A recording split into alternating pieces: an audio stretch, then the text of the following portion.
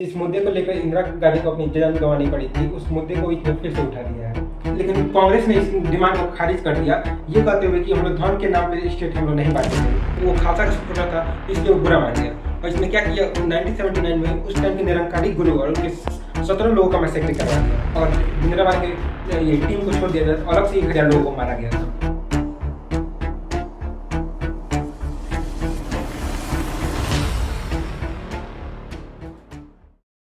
नमस्कार साथियों, अमृतपाल सिंह संधू, ये नाम आजकल आप लोगों ने न्यूज़ में अक्सर सुना होगा। ये एक दुबई से आने वाला 29 साल का बंदा एक इतना ज़्यादा पॉपुलर सपोर्ट पा लेता है कि देश के one of the controversial topic Khalistan का मुद्दा वो फिर से उठा देता है। जिसके लिए जिस मुद्दे को लेकर इंदिरा गांधी को अपनी जान गंवानी पड़ी थी, उस मुद्दे को इसने फिर से उठा दिया है। आइए खालिस्तान के पूरे मुद्दे को समझते हैं। पहले इसकी हिस्ट्री जानते हैं लोग। तो 1699 की बात है, जब सिखों के लास्ट गुरु गोविंद सिंह जी ने एक कम्युनिटी फॉर्म की थी, जिसका नाम रखा था उन्होंने खालसा। खालसा यानी प्योर। इसमें ऐसे सिख ज्वाइन करते थे जो पूरी तरह से अपने धर्म के लिए समर्पित थे और वो अपने गुरु की हर बात मानते थे। और इन्होंने ही औरंगजेब से भी मतलब बहुत सारी लड़ाइयाँ की और बहुत सारे पंजाब के रीजन को मुगलों से बचाया था। फिर जब 20th सेंचुरी में आते हैं लोग, तो 1940s का बात है, जब मुस्लिम लीग ने लाहौर रेजोल्यूशन निकाला। उसके तहत बात की एक सेपरेट मुस्लिमों के लिए एक सेपरेट देश की मांग उठाई। तो इधर जो सिखों के एक वन ऑफ द लीडर थे, डॉक्टर वीर सिंह भट्टी ने सिखों के लिए भी अलग स्टेट की मांग उठाई। और जो अब लेकिन कांग्रेस ने इस डिमांड को खारिज कर दिया, ये कहते हुए कि हम लोग धर्म के नाम पे स्टेट हम लोग नहीं बांटेंगे लोग। लेकिन फिर जब 1966 में यानी आज़ादी के 19 साल बाद फिर से जब ये वायलेंस चालू हुए सिखों के अलग स्टेट के लिए, तो कांग्रेस को आके पंजाब का विभाजन करना पड़ा। पंजाब का विभाजन किया गया एक सिख मेजोरिटी वाले पंजाब में और साथ में इधर हरियाणा, हिमाचल प्रदेश और एक यूनियन टेरिटरी चंडीगढ़ को लेके। उस समय अकाली दल, एक शिरोमणि अकाली दल था, वो उस समय पंजाब में पावर में था और वहाँ का सबसे पॉपुलर पार्टी था। उन्होंने 1973 में एक ड्राफ्ट बनाया जिसे कहा गया आनंदपुर साहिब रेजोल्यूशन, जिसके तहत उन्होंने बहुत सारी प्रॉब्लम्स की बात की, जैसे चंडीगढ़ को वापस पंजाब में लाने का, पंजाब का पानी पंजाब को ही मिले और साथ में ये कि सेंट्रल गवर्नमेंट का पंजाब के स्टेट में कम दाखिला हस्तक्षेप हो। ऐसी प्रॉब्लम्स थी। लेकिन 1973 में ये ड्राफ्ट उतना फेमस नहीं हुआ, इसलिए 1977 में एक आदमी ने फिर से इसे मतलब इसका अपडेटेड वर्जन निकाला और उस टाइम ये बहुत ज़्यादा कंट्रोवर्शियल था क्योंकि इसमें एक अलग स्टेट की मांग की गई थी। याद रखिएगा, हमने अलग स्टेट की मांग की गई थी आनंदपुर साहिब रेजोल्यूशन में, लेकिन इसका लोगों ने अलग मतलब निकाल लिया और अलग उन्होंने खालिस्तान को फिर से इसमें जोड़ दिया कि हम लोग अलग देश की मांग कर रहे हैं लोग। लेकिन आनंदपुर साहिब रेजोल्यूशन में था कि वो अलग स्टेट की मांग कर रहे थे, ना कि अलग देश की। देखिए, पंजाब का एक गांव है भिंदर, वहाँ के लोगों को भिंदर वाले कहा जाता है और वहीं से एक आदमी निकल के आया जर्नैल सिंह भिंदरा वाले। इसने क्या काम किया कि ये खालसा का बहुत बड़ा सपोर्टर था, तो इसने भी अलग अलग जगहों पे जाके खालसा के बारे में लोगों को बताया, बोला कि खालसा से आप ज्वाइन हो जाइए, आप लोग दारू नशा ये सब छोड़ दीजिए, लोग मतलब पूरी तरह से सिख धर्म को अपना लीजिए लोग। इसके कारण ये लोगों पंजाब में बहुत जगह पे फेमस हो गया लोगों के बीच में। और जब कांग्रेस ने इसे देखा तो उन्होंने सोचा कि अकाली दल चूंकि पावर में थी, तो उन्होंने सोचा कि जर्नैल सिंह को ये अकाली दल के सामने इलेक्शन में खड़ा करवा देते हैं, जिससे कांग्रेस जीत जाएगी। अब जब जर्नैल सिंह को लोगों का सपोर्ट मिल ही रहा था, ऊपर से जब सेंट्रल गवर्नमेंट का सपोर्ट मिलने लगा तो उसकी हिम्मत और बढ़ गई और उसने अपनी एक्टिविटीज़ को और फास्टिंग कर दिया। अब यहीं पे इसका पहली बार जब और हिम्मत बढ़ा, जब अगर पहले इस बात को समझ लेते हैं लोग, गुरु ग्रंथ साहिब जो सिखों की एक सबसे धार्मिक किताब है, उसमें कहा गया कि गुरु गोविंद सिंह सिखों के 10वें और लास्ट गुरु थे। लेकिन सिखों में ही एक कम्युनिटी आती है निरंकारियों की। निरंकारी ने गुरु गोविंद सिंह को लास्ट गुरु ना मान के आगे भी बहुत सारे लोगों को गुरु माना।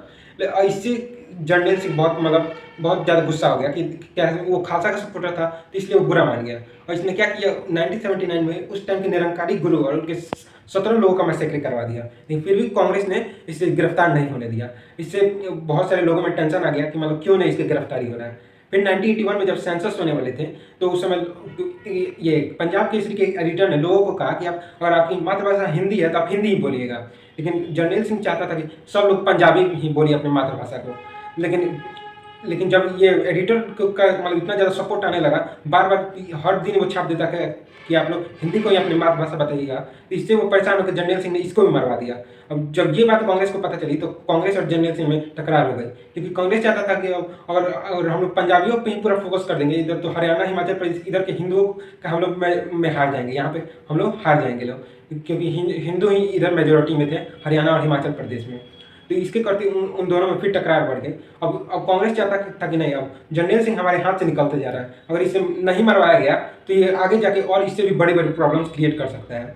और ये बात जो भिंडरावाले भी जानता था कि अगर अब कांग्रेस हमको किसी न किसी तरह से मरवा ही देगी, तो उसने 1984 में क्या किया कि जून 1984 में जाके गोल्डन टेम्पल में जाके छुप गया, बहुत सारे गन्स और एमुनिशन के साथ में छुप गया।